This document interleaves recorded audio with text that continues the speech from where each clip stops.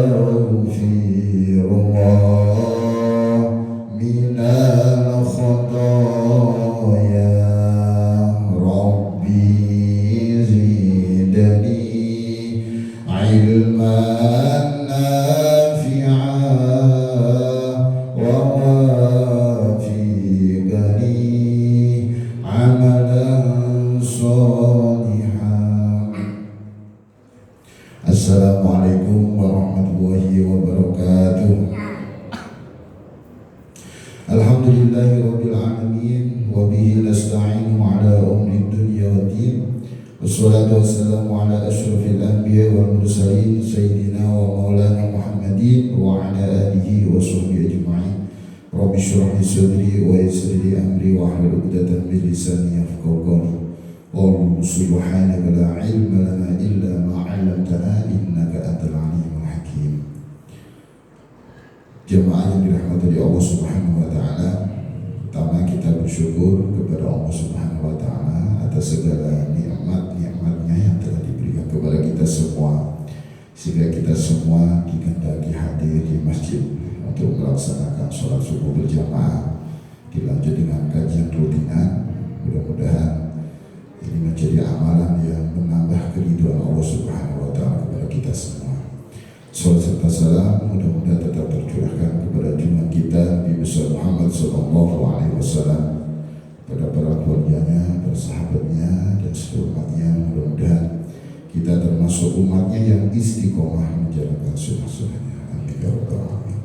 Sebelum kita mulai kajian pada subuh kali ini, kita tawasul kepada secara khusus mengarang kitabnya.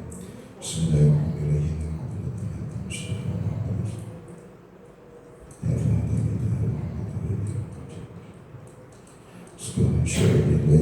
Al-Fatihah. A'udzu billahi minasyaitonir rajim. Bismillahirrahmanirrahim. Alhamdulillahirabbil alamin. Arrahmanir rahim. Maliki yaumiddin. Iyyaka na'budu wa iyyaka nasta'in.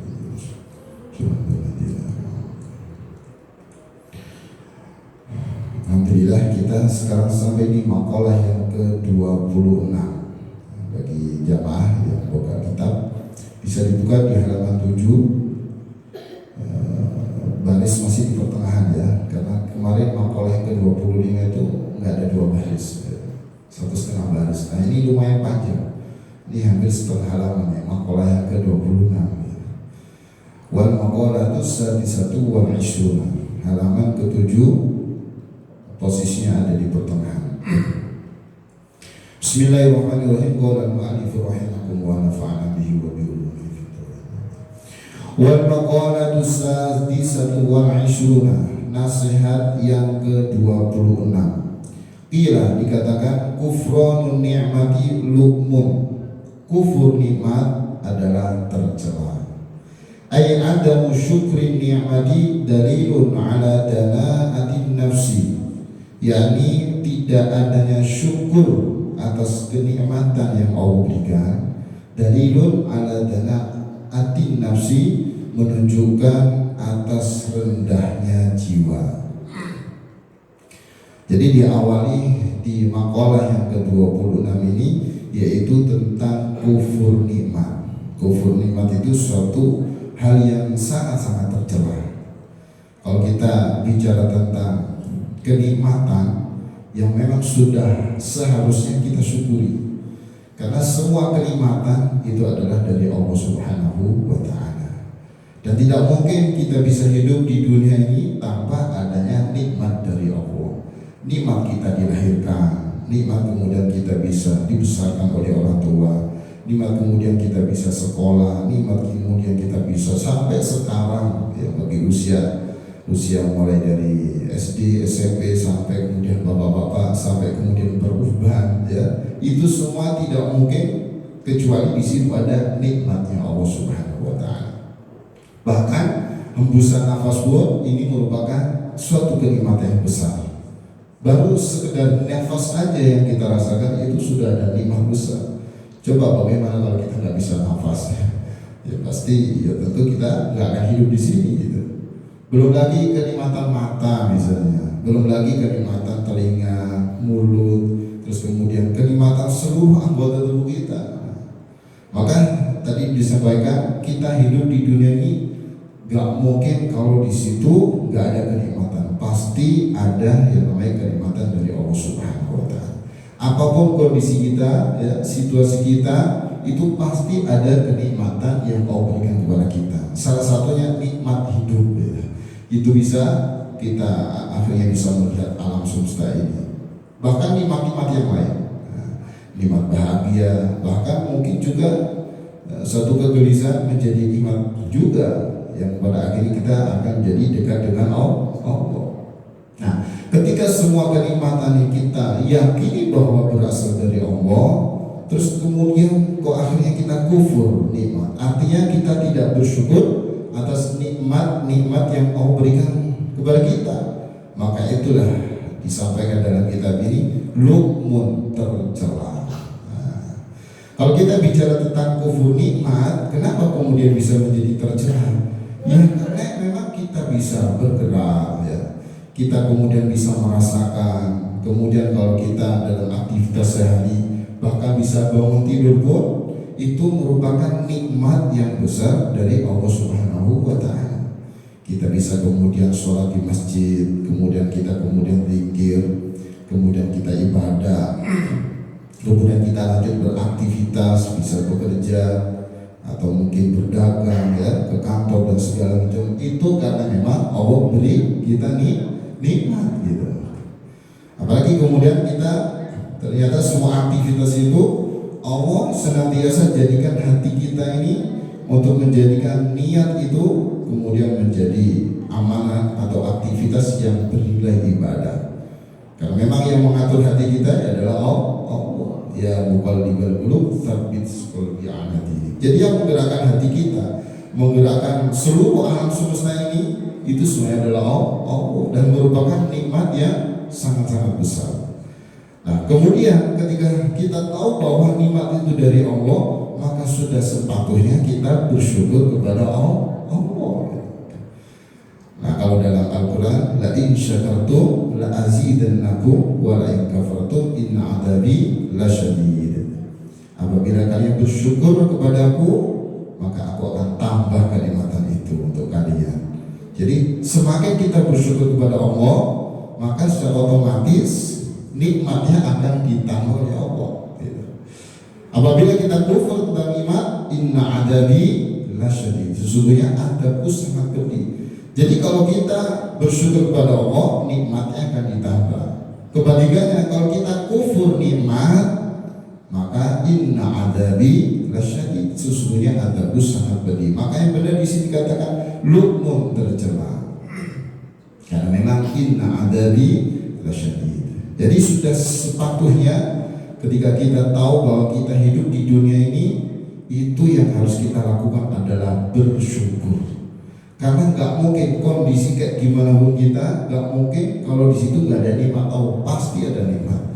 Mau kita hanya berdiri di atas bumi aja suatu kenikmatan. Kita bisa melek saja, kita bisa apapun yang mungkin kebanyakan orang menganggap remeh, gitu. Itu suatu kenikmatan yang besar. Maka itu sudah sepatutnya kita betul-betul bersyukur kepada Allah Subhanahu wa Ta'ala. Nah, syukur ini maka yang harus kita lakukan adalah pertama syukur, yaitu bil qalbi, syukur dengan hati. Bagaimana kita kemudian meyakini dengan seyakin-yakinnya bahwa semua kenikmatan itu berasal dari Allah Subhanahu wa Ta'ala. Itu harus betul-betul kita matangkan dalam hati ini, gitu. Kita bisa ini, bisa itu, bisa merasakan ini, bisa merasakan itu. Kita bisa sukses, kita bisa gagal sekalipun misalnya, itu karena memang sudah menjadi ketentuan Allah, sudah menjadi kehendak Allah Subhanahu wa Ta'ala. Kita beraktivitas atau mungkin katakanlah bekerja, bagi bapak-bapak atau ibu-ibu, bagi anak-anak berarti menuntut ilmu, sekolah misalnya, atau mondok, gitu ya, atau mungkin yang lain begitu. Nah, maka ketika kemudian bisa berhasil, ya karena memang Allah menghendaki berhasil, gitu. Tapi kalau seandainya kita gagal pun misalnya, ya karena memang Allah menghendaki kita gagal. Karena nggak mungkin kita berhasil kemudian kita mengatakan ini karena jerih payah saya sendiri, karena ini usaha saya sendiri. Artinya apa? Mengandalkan bahwa dia berhasil itu karena memang dirinya gitu. Pertanyaannya, berapa banyak orang juga usaha, orang juga ikhtiar, orang juga kerja, tapi akhirnya nggak berhasil juga banyak. Begitu ya Pak Haji.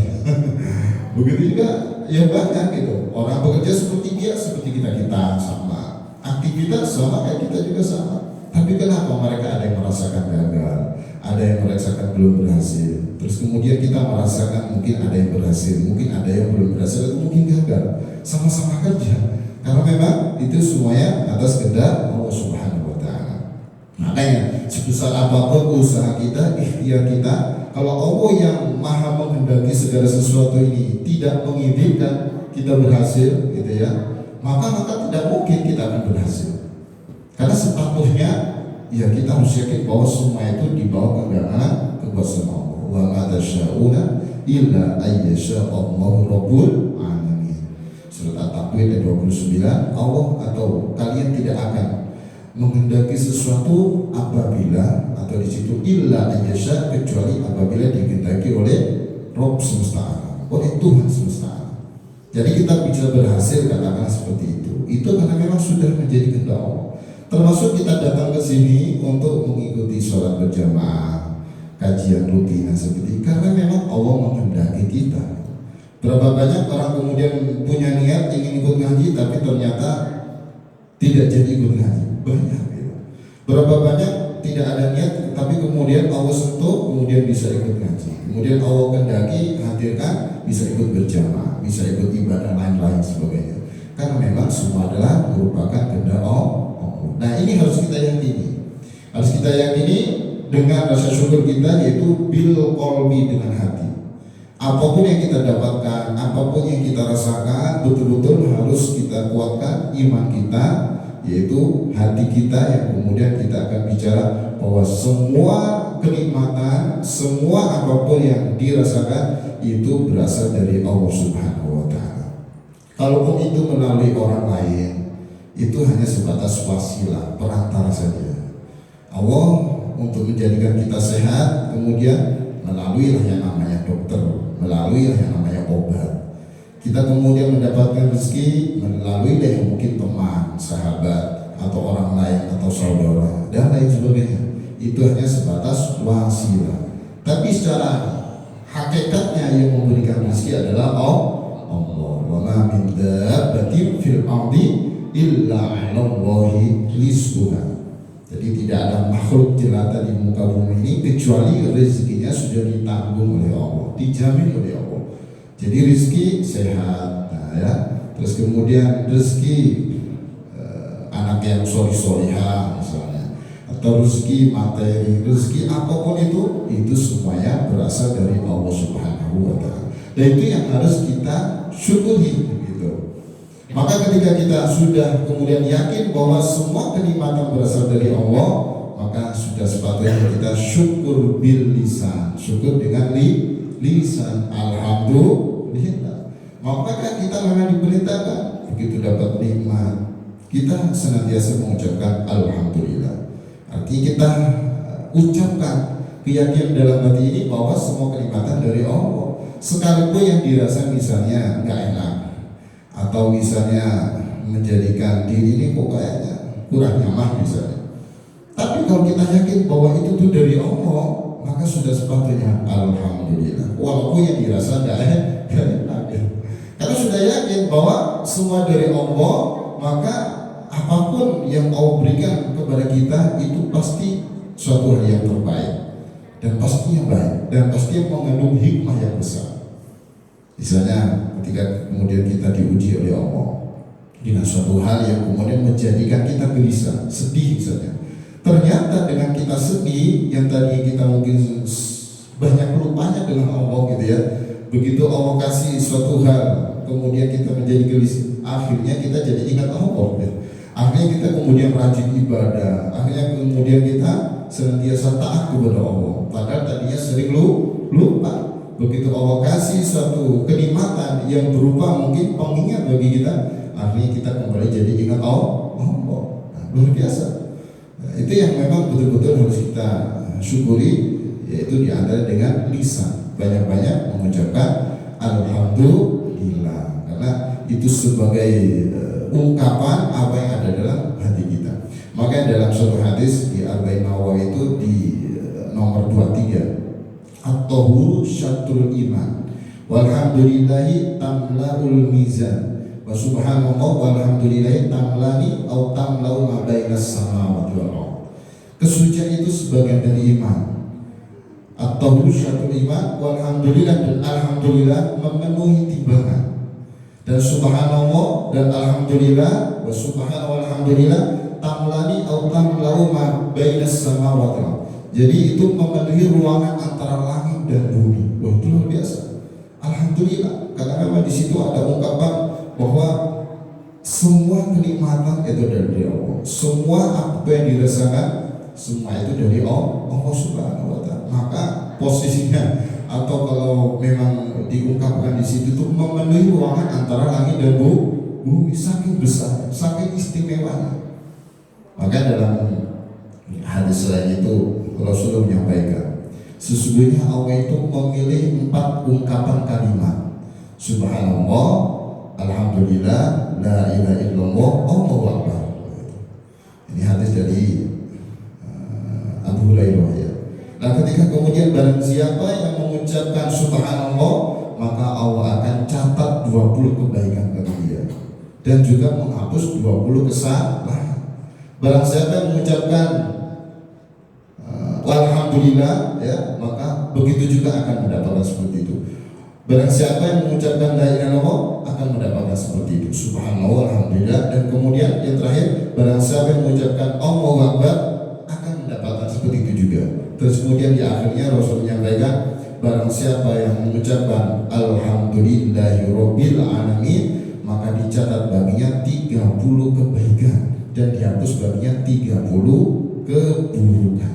Dengan kita mengucapkan alhamdulillah, apa yang kita rasakan alhamdulillah, apa yang kemudian kita hadapi, apa yang kemudian kita tentu dalam aktivitas kita ada yang baik, ada yang buruk, ada yang senang, ada yang mungkin sedih dan lain sebagainya, tapi sepatutnya kita tetap mengucapkan alhamdulillahirabbil alamin. Nah, itu sebagai ungkapan bahwa kita betul-betul yakin gitu bahwa semua kenikmatan dari Allah.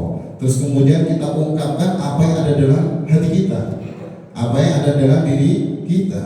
Terus kemudian kita senantiasa untuk setelah kita ungkapkan, kita amalkan sebagai bentuk kita syukur kepada Allah Subhanahu wa Ta'ala. Maka disitulah kalaupun diukur dengan ruangan gitu, kalaupun diukur dengan tempat, maka memenuhi timbangan ya, bahkan memenuhi ruangan antara langit dan bumi gitu. Saking besarnya, saking beratnya bobot alhamdulillah itu, sampai Rasul menggambarkan memenuhi ruangan antara langit dan bumi. Kalau seandainya diukur dengan ruangan gitu, kalau diukur dengan waktu, diukur dengan tangga, tentu menjadikan kita berada di tangga akan semakin dekat dengan Allah Subhanahu wa Ta'ala.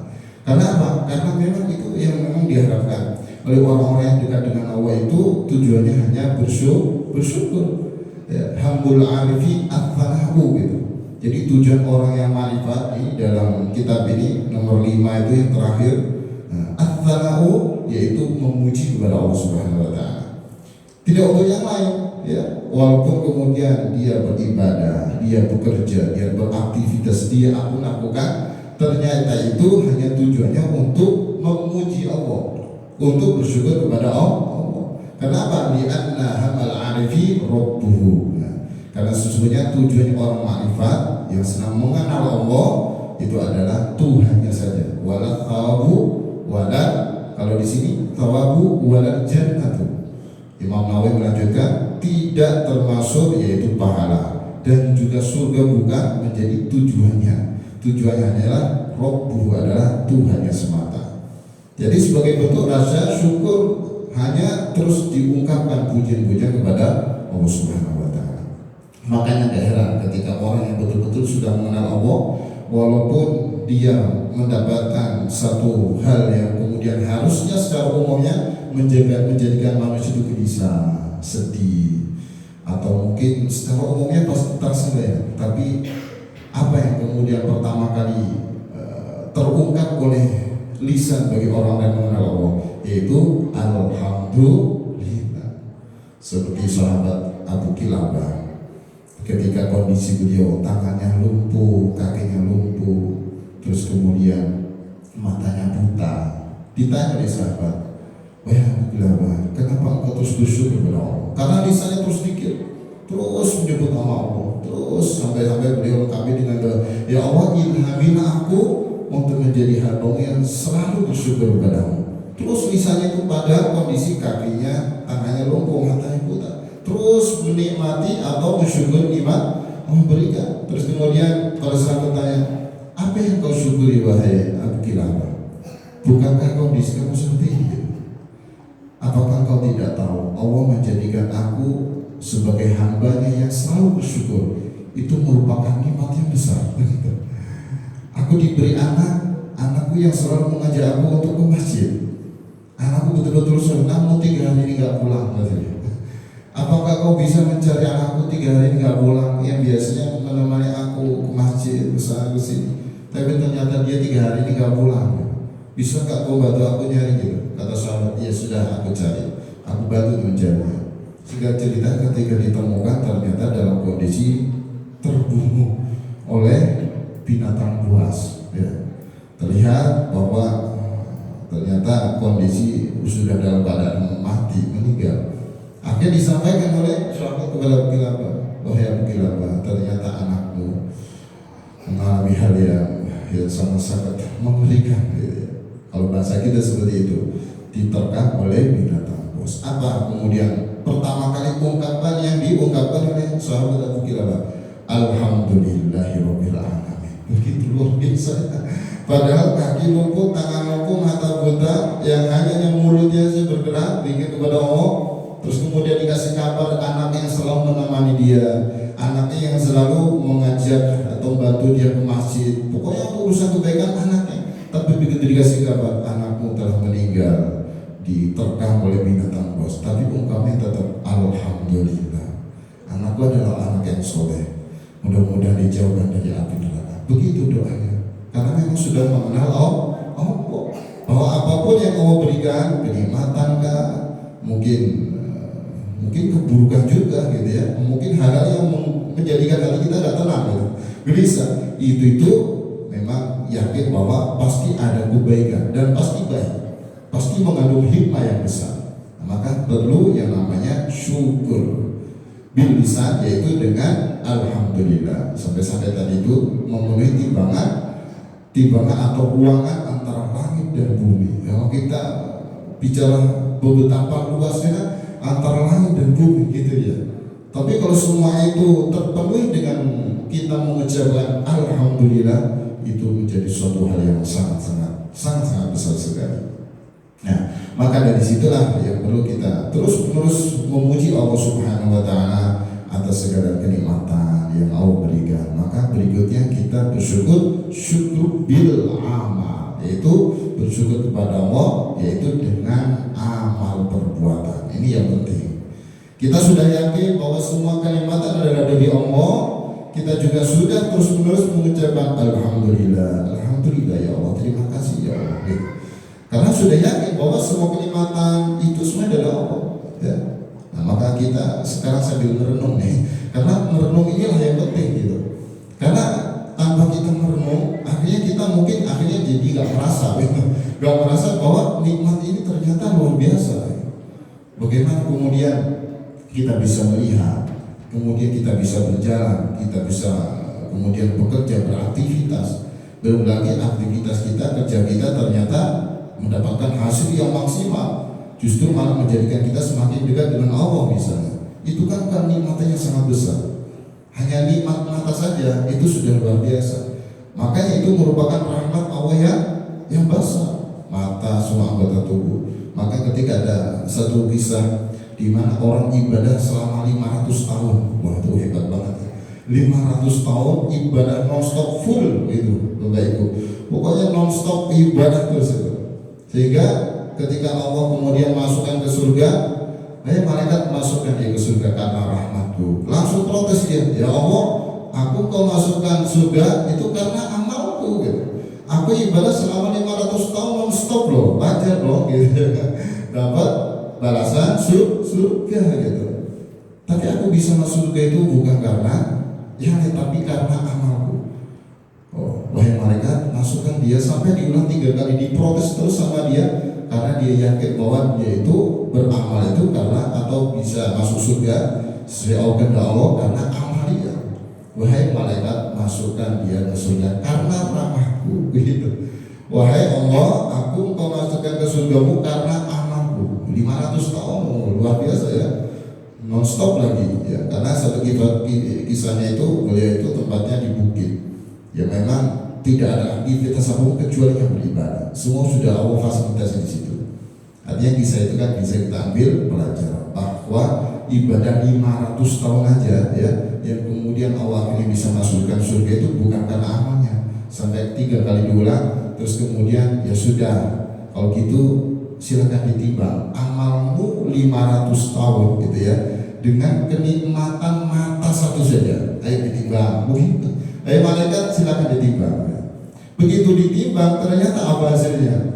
Amal ibadah selama 500 tahun dengan satu mata saja yang merupakan kenikmatan besar dari Allah, ternyata jomplang, langsung pakai bluk.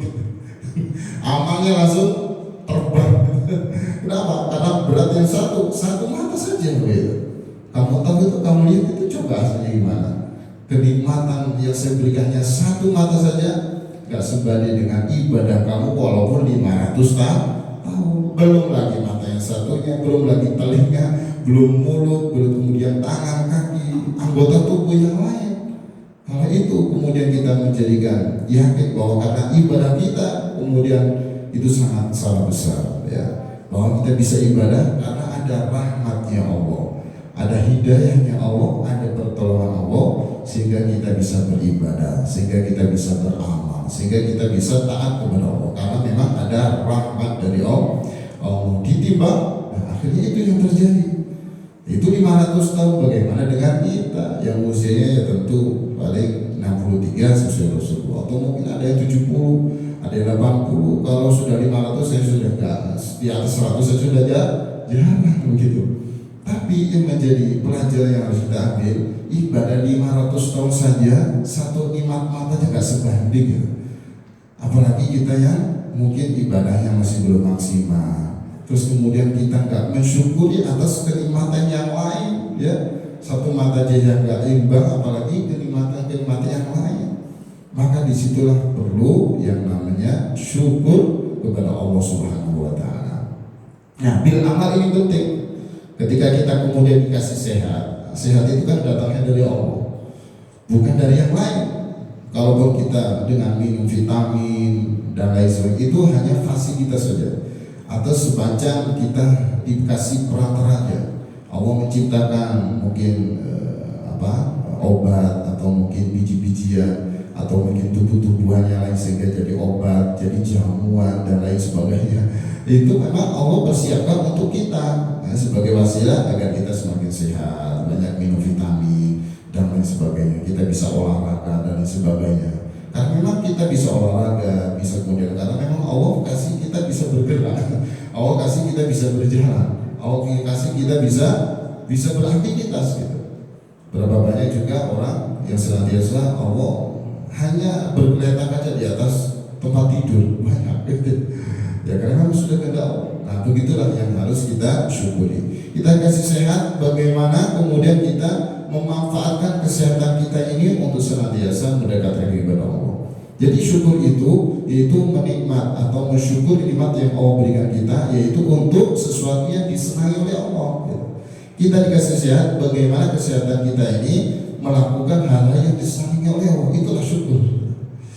Berbeda kemudian kita dikasih sehat, tapi kesehatan kita ini ternyata digunakan untuk hal-hal yang justru dimurkai oleh Allah. Berarti itu bagian daripada kufur nikmat. Kita dikasih sehat, kita dikasih Ya banyaklah kalau kita bicara kenikmatan ya. Maka dalam Al-Quran, wa in ta'udhu ni'matallahi la tuhsuha. Apabila kalian menghitung nikmatnya Allah, la tuhsuha, nggak akan bisa, nggak akan mampu menghitung nikmatnya Allah. Satu hembusan nafas, wah ini sudah luar biasa. Ya, satu pandangan mata sudah luar biasa. Ya, dan lain-lainnya. Makanya kalau kita menghitung nikmat Allah itu, nggak mungkin bisa kita akan menghitungnya. Nah, ketika kita dikasih sehat, ketika kita dikasih apapun itu, maka bagaimana kita memanfaatkannya, menggunakan anggota tubuh ini untuk melakukan hal-hal yang senantiasa dicintai atau disenangi oleh Allah. Ketika kita kemudian dikasih kelonggaran waktu, ya termasuk hadir di majelis ini, Masya Allah, itu merupakan suatu rasa syukur yang besar ya Allah. Dikasih sehat, dikasih kemudian ada waktu, dikasih ada kesempatan. Ya salah satunya kalau kita bicara kesehatannya, itu nikmatnya begitu besar. Kita baru merasa kalau itu nikmat yang besar kalau kita sudah sakit. Begitu rasa sakit, barulah berasa ya Allah begitu nikmatnya ya kesehatan, baru ingat. Ya. Tapi begitu kita dikasih sehat kadang-kadang lupa gitu. Ya, kadang-kadang lupa. Makanya ketika kondisi kita lagi sakit, barulah kita bisa merenung. Ternyata sehat itu kenikmatan yang besar. Ya, luar biasa. Makan jadi enak gara-gara sehat ya. Ibadah jadi khusyuk gara-gara sehat. Aktivitas, bekerja dan lain sebagainya yang bagian dari ibadah. Aktivitas ya pastinya bernilai ibadah. Kalau kita niatkan semua untuk ibadah, itu juga jadi enak, jadi nyaman ya, karena kita sehat. Nah, begitu juga hanya dikasih sehat oleh Allah untuk bisa semangat untuk seperti hadir di majelis taklim. Kita hadir ke masjid untuk sholat 5 waktu. Kita kemudian bisa mengamalkan apa aja yang memang sudah Allah perintahkan dan menjadikan Allah itu senang, bangga, bahagia. Nah, tentunya ya melihat kita itu yang senantiasa taat kepada Allah itu kan menjadi sesuatu yang membahagiakan buat kita. Nah, itulah bagian daripada rasa syukur yang harus kita jalankan sebagai bentuk kita betul-betul syukur kepada Allah Subhanahu wa Ta'ala. Jadi pada intinya kalau kita bicara syukur tidak cukup hanya sebatas yakin saja gitu, tidak cukup. Kita yakin bahwa semua nikmat dari Allah, sudah yakin. Tapi kemudian lisan kita tidak tuh gitu ya, yang sering-sering mengungkapkan, apalagi amal kita. Ya. Kita yakin bahwa semua nikmat dari Allah, tapi amal kita tidak menunjukkan bahwa kita itu bersyukur kepada Allah. Jadi bisa kita gambarkan ketika kita dikasih sehat, apa sih perintahnya Allah gitu, yang menjadikan Allah itu senang sama situ apa? Nah, ketika kasih sehat, ketika kita kemudian dikasih rezeki yang lebih, atau mungkin rezeki itu kan tidak hanya sebatas materi, rezeki yang lain. Apa sih kemudian rezeki ini menjadikan Allah itu semakin cinta sama aku gitu, semakin senang sama aku? Oh ternyata rezeki yang kemudian bisa untuk membahagiakan orang tua misalnya, membahagiakan orang-orang dan seterusnya yang betul sebagai bentuk untuk kita rasa syukur kepada Allah. Makanya ketika Rasulullah SAW ditanya saat beliau itu habis sholat tahajud ya Bapak Ibu, itu kakinya sampai bengkak, itu luar biasa. Ditanya sama Sayyidah Aisyah, ya Rasulullah, mengapa engkau sholat tahajud sampai kaki engkau bengkak begitu? Bukankah dosa-dosamu telah diampuni oleh Allah? Dosa yang telah lalu, dosa yang akan datang sudah diampuni oleh Allah. Kenapa masih mau sholat tahajud sampai kakinya bengkak? Kalau kita bayangkan kaki yang awal mulanya itu ya sempurna, tidak sakit, tidak apalagi sampai bengkak, terus kemudian bisa berasa bengkak, kan tentu melalui proses kesemutan, melalui proses apa aja begitu. Gak ujung-ujung langsung bengkak, pasti berasa dulu linu lah, kesemutan apa-apa. Tapi ternyata sampai kaki bengkak Rasulullah. Artinya saking maksimalnya begitu ibadah. Ketika ditanya, afala uhibbu an akuna abdan syakura, jawab beliau, apakah gak boleh aku menjadi hamba yang senang bersyukur sama Allah? Luar biasa ya. Apakah gak boleh aku menjadi hamba yang senantiasa bersyukur kepada Allah? Itu jawaban Rasulullah. Jadi beribadah itu bukan hal-hal yang lain, bukan mencari ini, bukan mencari itu. Jawaban beliau terfokus hanya semata-mata untuk mensyukuri nikmat Allah.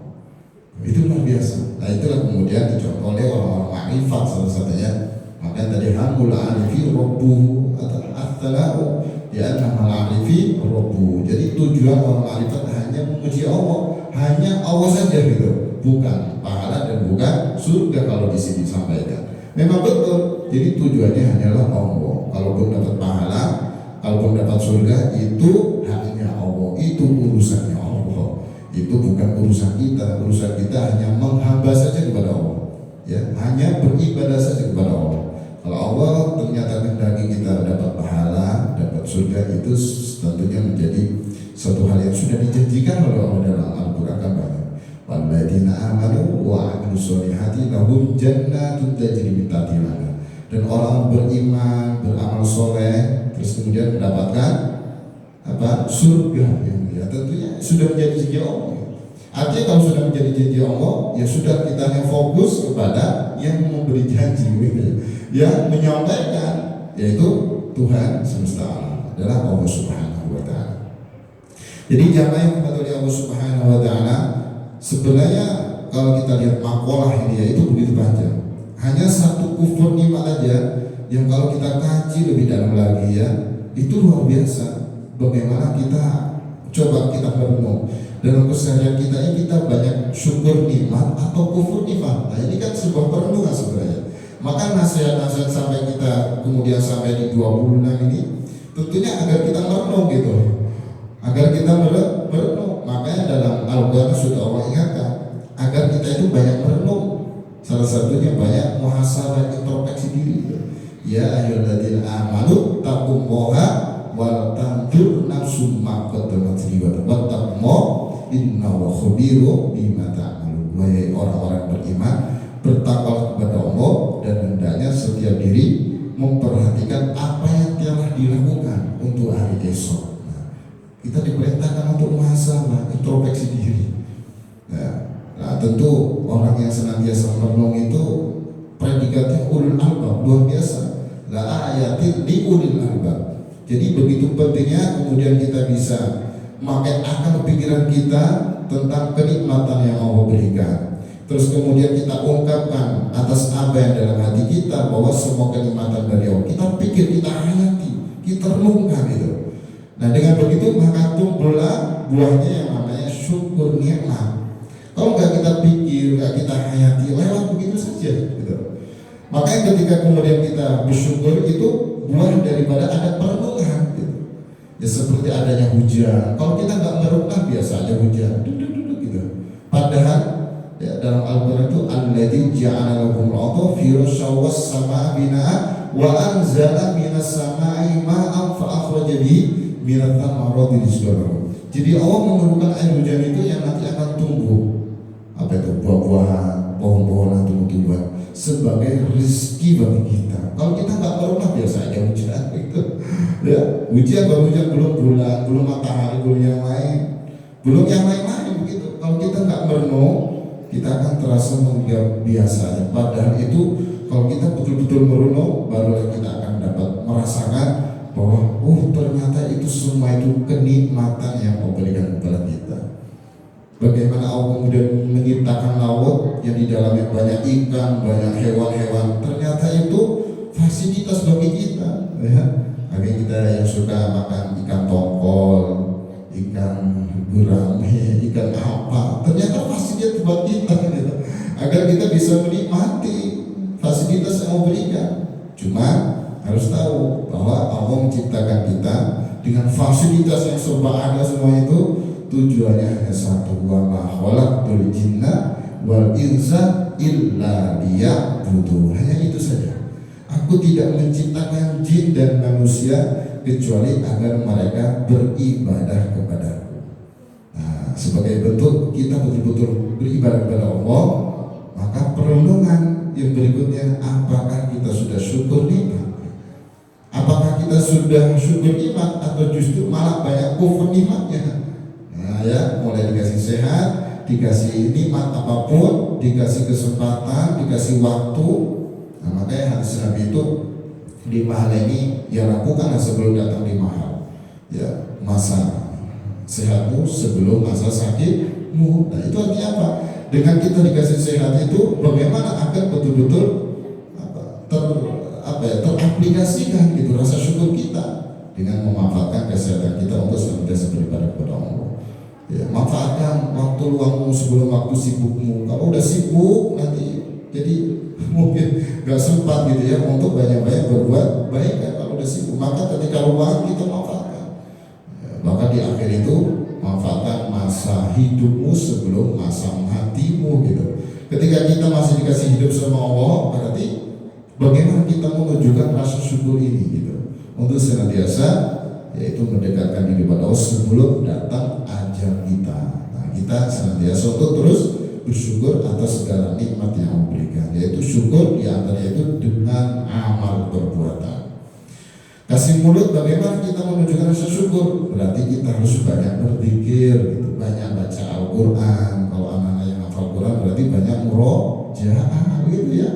Terus banyak mungkin apa? Ya tentu berbuat atau berbicara tentang hal yang sangat bagaimana agar ucapan ya omongan ya, yang kita lontarkan itu senantiasa menghadirkan kecintaan dari Allah. Dikasih telinga mendengarkan hal yang baik bagaimana gitu. Dikasih hati, bagaimana rasa syukur kita dikasih hati. Oh, ternyata hati kita bagaimana agar terjaga dari sifat-sifat yang buruk seperti takabur, ujub dan lain sebagainya. Nah itu sebagai bentuk rasa syukur kita kepada Allah Subhanahu wa Ta'ala. Agar kita tidak sampai dibilang kufur nikmat gitu ya. Kila kufra nikmati lukmun gitu. Ya di sini jelaskan ayat adamu syukri nikmati dalilun ala dana ati nafsi. Jadi ternyata syukur nikmat itu ya itu menunjukkan bahwa jiwa kita itu tinggi ya, bermartabat di hadapan Allah ya secara khususnya. Tapi kalau kemudian ada syukri nabi, kalau tidak ada syukur nikmat, itu menunjukkan atas kerendahan jiwanya. Jadi kalau kita kufur nikmat ya, artinya tidak mensyukuri atas nikmat Allah, berarti jiwa kita itu rendah di hadapan Allah. Ya karena memang syukur itu sepatutnya hanya untuk Allah. Tapi kemudian kita nggak bersyukur, maka hati kita, jiwa kita itu ternyata sedang ada di posisi rendah gitu. Ya, yang harusnya memang syukur. Makanya ketika kita bicara tentang amal perbuatan, kita dihadirkan oleh Allah di muka bumi ini ya, Bapak Ibu ya. Itu memang harus kita betul-betul aplikasikan rasa syukur kepada Allah. Kita menginjakkan bumi di atas buminya Allah aja. Ini baru menginjakkan saja, belum nikmat yang lain ya. Ini baru menginjakkan kaki di atas bumi aja. Itu merupakan nikmat yang besar, harusnya disyukuri. Makanya ketika Ibrahim bin Adham ketika di istilahnya ada seseorang yang datang ke beliau untuk mengadu, menceritakan tentang kebiasaan beliau itu sering bermaksiat kepada Allah. Wahai Ibrahim, berilah saya nasihat, bagaimana caranya biar saya itu senantiasa nyaman dalam kemaksiatan saya, bahkan mendapatkan idola dengan kemaksiatan saya gitu. Oh, kalau kamu mau maksiat silakan. Artinya orang ini pengen itu maksiat itu boleh gitu loh maksudnya. Karena dia ahli maksiat. Oh, kalau kamu maksiat silakan gitu. Tapi ingat, kamu boleh maksiat, tapi itu tadi jangan sampai berada di buminya Allah. Begitu. Boleh kamu maksiat, tapi ingat jangan makan rezekinya Allah. Boleh kamu maksiat, tapi kan ketika nanti ada malaikat menyeret kamu neraka, kamu tolak saja, lawan saja. Dan kalau tadi itu jawaban Ibrahim bin Adham, boleh kamu maksiat, tapi jangan sekali-kali menginjakkan di dunia. Mana bisa kita? Gitu. Kita berada di dunia ini pasti otomatis menginjakkan kaki kita di atas bumi, dimanapun kita berada. Berarti satu alasan itu aja, baru menginjakkan di atas bumi aja, maka kita nggak boleh maksiat. Nah, nggak boleh maksiat itulah kalau kita tinggalkan itu merupakan syukur nikmat. Ketika kemudian kita meninggalkan kemaksiatan apapun itu, karena kita hidup di dunia Allah yang merupakan nikmat besarnya Allah, maka sebagai bentuk rasa syukur kita nggak boleh maksiat gitu. Nah itu, maka yang mana mungkin wahai Ibrahim bin Adham, aku kemudian bisa nggak bertempat tinggal di dunia Allah? Nggak mungkin. Lah kalau kayak gitu pantaskah kau maksiat? Jawaban beliau, pantaskah kau maksiat kepada Allah sedangkan engkau itu hari-harinya ya selalu berada di atas buminya Allah. Tuh. Belum yang lainnya, ini baru buminya Allah. Ini secara umum. Apalagi kita yang ditambahi dengan kesehatan, ditambahi dengan fasilitas hidup, dengan rumah, dengan fasilitas mobil segala macam, dengan anak yang soleh-soleha, dengan kemudian rumah tangga yang harmonis, dengan tetangga, dengan sahabat, dengan sebuah kenikmatan itu sangat besar.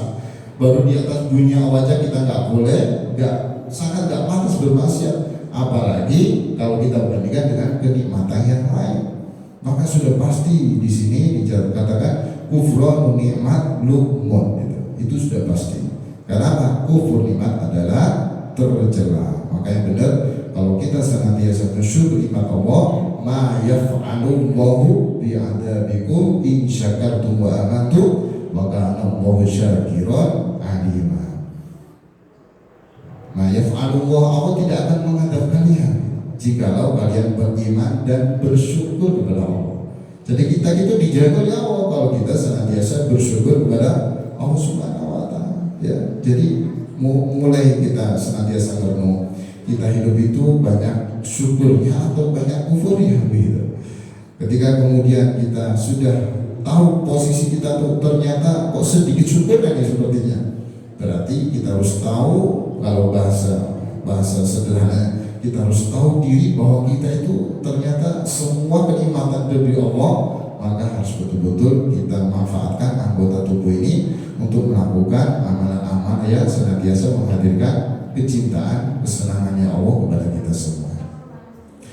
Jamaah yang dirahmati oleh Allah Subhanahu wa taala, ketika kita berbicara tentang syukur nikmat, maka itulah yang kemudian menjadikan satu hal yang bisa kita terus evaluasi diri agar kita senantiasa menjadi hamba yang bersyukur. Kalau kita senantiasa bersyukur, Allah akan tambah nikmat kita.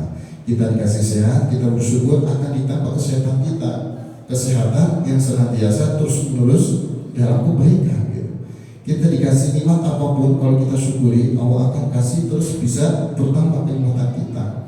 Ya, walaupun memang yang dirasa dalam kondisi kita tadi itu yang disampaikan nggak enak misalnya, atau mungkin sedang menghadapi ujian, masalah, mungkin bagi kita itu hal yang nggak baik gitu. Tapi kalau kemudian kita yakin kalau itu dari Allah gitu ya, maka yang dari Allah kita yakin bahwa itu tuh baik dan terbaik gitu. Karena ada hikmahnya di situ. Allah memberikan sesuatu nggak mungkin nggak ada hikmahnya.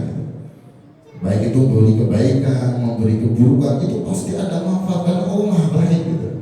Ar-Rahman Ar-Rahim, apalagi kita sebagai hamba yang taat sama Allah gitu. Sholat 5 waktu jalan, kemudian ya sebagai rukun Islam gitu ya. Kemudian zakat, terus kemudian puasa, haji dengan mampu. Itu secara inti, kemudian amal yang kalau kita udah taat gitu. Masa sih gak disayang sama Allah gitu. Kalau pun dikasih terasa kayak gak baik, ternyata itu bentuk sayangnya Allah sama kita ya. Ternyata itu bagian dari nikmat Allah agar kita mungkin akan menjadi baik, agar kita untuk senantiasa menjadi hamba yang semakin dekat dengan Allah. Nah kalau kita yakin bahwa bagi kita itu sebenarnya kayak gak baik gitu, tapi kalau kita balikin lagi kepada Allah ya, maka itulah yang menjadikan kita akan ikhlas menerimanya, akan ridho. Oh ini pemberian Allah, oh ini pemberian Allah, pasti ada baik dan ada kebaikannya, pasti ada hikmah. Maka disitulah yang muncul akan apa, yaitu lafaz alhamdulillah, terima kasih ya Allah. Nah gitu.